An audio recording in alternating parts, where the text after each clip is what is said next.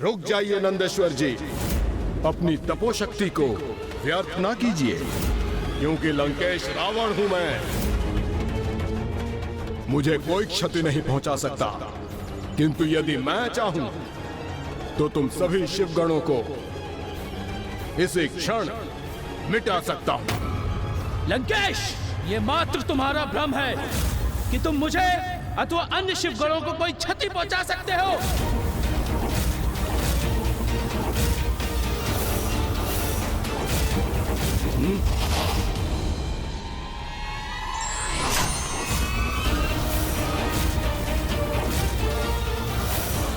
अब तो ये दोनों ही परस्पर हिंसा के लिए तत्पर हो उठे हैं। एक और लंकेश है जो उत्तेजित करते हैं और दूसरी ओर नंदेश्वर जी जो क्रोधित हो उठते हैं। इसलिए मुझे ही पुनः कुछ कर इन दोनों को रोकना होगा।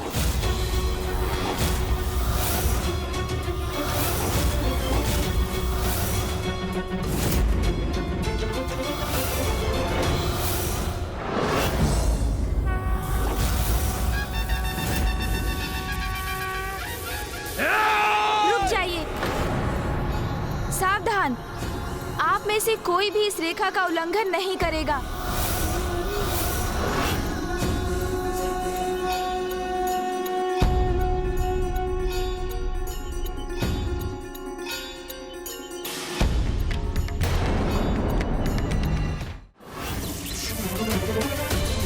मेरी पलताई भी लेता तो नहीं तत्ती दाई।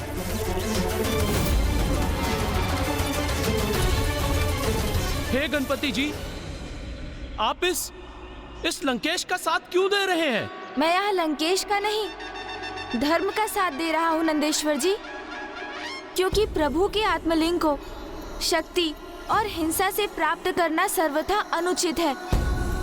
लंकेश ने तो आपको चुनौती दी थी, जिसे आप पूर्ण कर प्रभु के आत्मलिंग को प्राप्त कर सकते थे, किंतु आप अथवा कोई भी अन्य शिवगण उनके चरणों को नहीं डिगा सके। और कदाचित ये इसलिए हुआ क्योंकि लंकेश जी पर उनके प्रभु महादेव की कृपा है, और उससे भी अधिक जिनके हाथों में प्रभु के आत्मलिंग रूपी शक्ति और दिव्यता स्थित है, तो उन्हें भला पराजित कर भी कौन सकता है। मेरे विचार से आप अपने समस्त प्रयास कर चुके हैं, इसलिए अब आपको यहाँ से प्रस्थान करना चाहिए नंदेश्वर जी। जो अब तक हुआ वो तो प्रभु की इच्छा से ही हुआ, और जो आगे होगा वो भी प्रभु की इच्छा से ही होगा। इसलिए आप सभी का कैलाश लौटना उचित होगा। उचित है।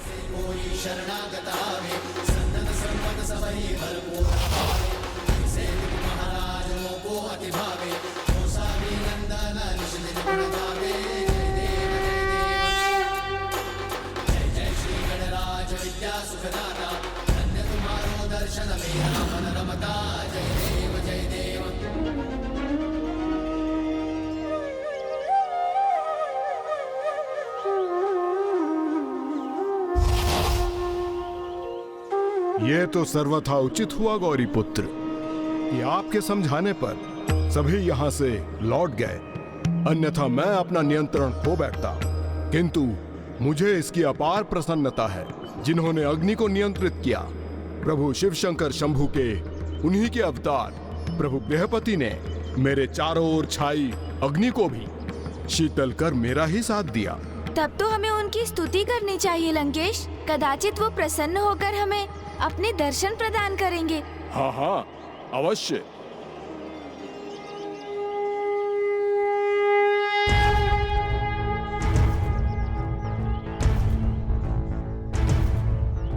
त्र्यंबकं सदाशिवं नमामि हे उमापति जय नीलकंठ जय अनंत नमोस्तुते नमोस्तुते। हो भोलेनाथ भक्तों के हो कष्ट से निवारते, ये सृष्टि सारी संकटों से शिव ही है उबारते। ओम नमः शिवाय, ओम नमः शिवाय, ओम नमः शिवाय, ओम नमः शिवाय, ओम नमः शिवाय, ओम नमः शिवाय। मुनि विश्व नर और सुषमति की है कथा, संतान के लिए जिन्होंने वर्षों तक सही व्यथा की कामना। सुषमति ने शिव समान पुत्र की, तो काशी जाके शिव जी की मुनि ने घोर तपस्या की। विश्वेश्वर लिंग की मुनि थे कर रहे आराधना, तो बाल रूप शिव जी का था लिंग में उन्हें दिखा। प्रकट हुए सुषमति के गर्भ में जन्म लिया था, ब्रह्मा जी ने गृहपति का नाम आपको दिया। ओम नमः शिवाय, ओम नमः शिवाय।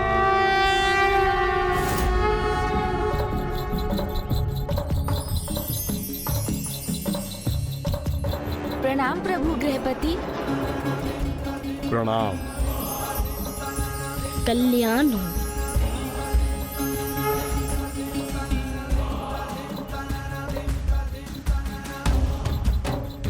ये तो मेरा परम सौभाग्य है प्रभु कि आपकी मुझ पर प्रत्यक्ष अथवा परोक्ष रूप से अपार कृपा दृष्टि सदैव बनी रहती है, जिसके परिणाम स्वरूप नंदी जी की तपो अग्नि भी शीतल हो गई।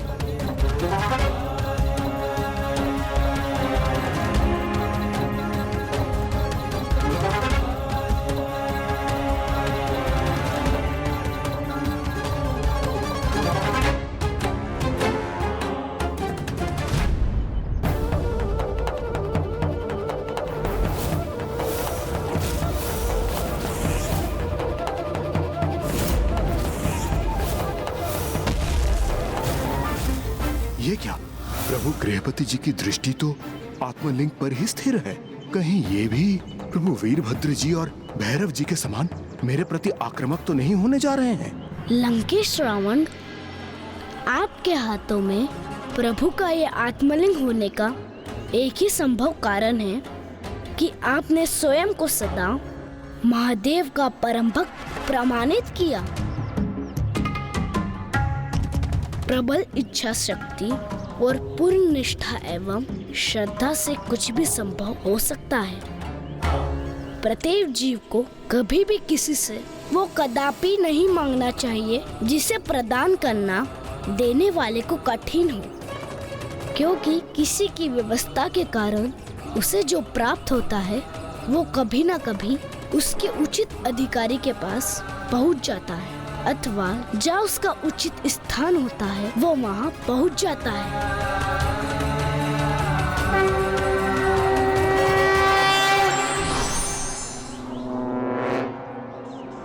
प्रभु गृहपति की सीख नंदी जी के लिए सर्वथा उचित है गौरीपुत्र, क्योंकि प्रभु के जिन आत्मलिंग पे मेरा अधिकार है वो नंदी जी के इतने प्रयासों के उपरांत भी मेरे साथी हैं। सत्य है, कभी कभी अहंकार वश बड़े से बड़ा ज्ञानी भी छोटी सी बात का गूढ़ रहस्य समझने में असमर्थ हो जाता है। गौरीपुत्र, किंतु आपने नंदी जी को यहाँ से भेजने में थोड़ी शीघ्रता कर दी।